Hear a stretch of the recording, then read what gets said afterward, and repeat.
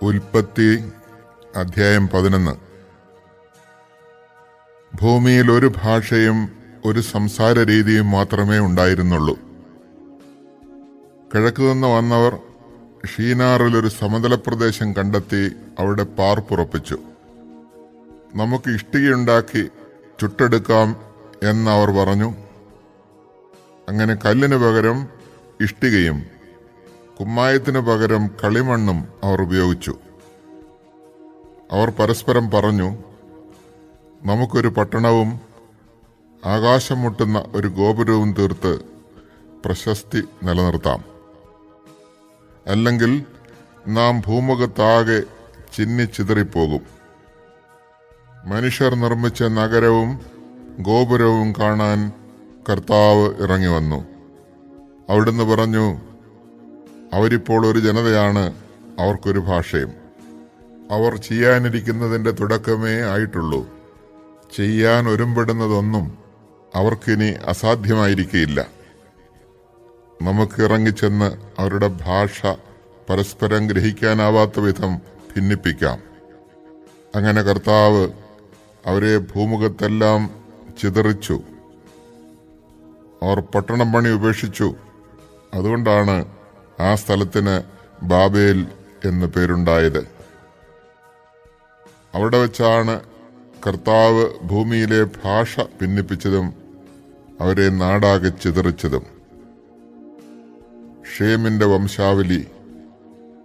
ഷേമിന് 100 വയസ്സായപ്പോൾ അർപ്പക്ഷാദ് ജനിച്ചു.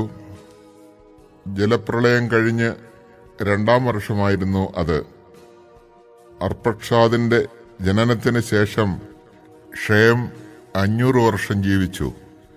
അവന് വേറെയും പുത്രന്മാരും പുത്രിമാരും ഉണ്ടായി. 35 വയസ്സായപ്പോൾ അർപ്പക്ഷാദിന് ഷേലാഹ് ജനിച്ചു.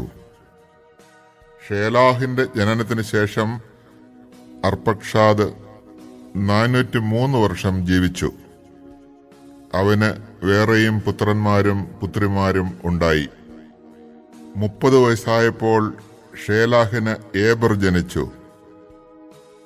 ഏബർ ജനിച്ചതിന് ശേഷം 403 വർഷം ഷേലാഹ് ജീവിച്ചു. അവന് വേറെയും പുത്രന്മാരും പുത്രിമാരും ഉണ്ടായി. 34 വയസ്സായപ്പോൾ ഏബറിന് പേലഗ് ജനിച്ചു.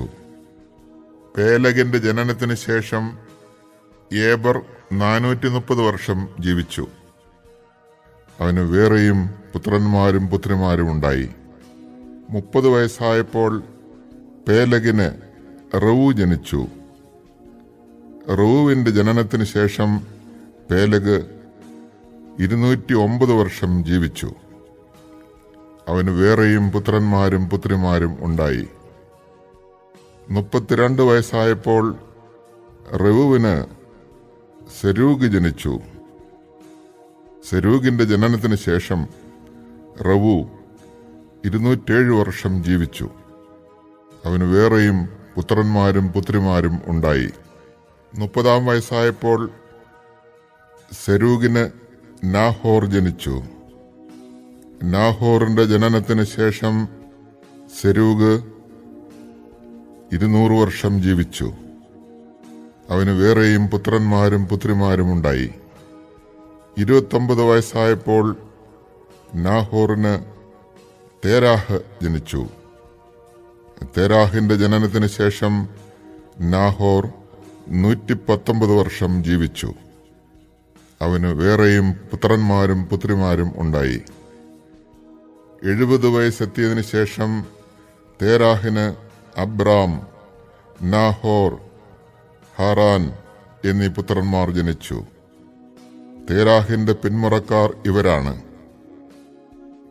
തേരാഹിന്റെ പുത്രന്മാരാണ് അബ്രാമും നാഹോറും ഹാറാനും.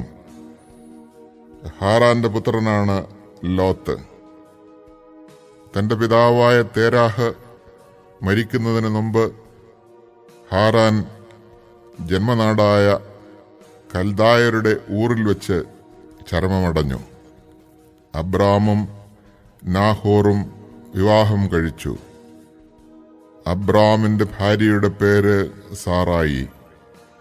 നാഹോറിന്റെ ഭാര്യയുടെ പേര് മിൽക്ക. അവൾ മിൽക്കായുടെയും ഇസ്കയുടെയും പിതാവായ ഹാരാന്റെ മകളാണ്.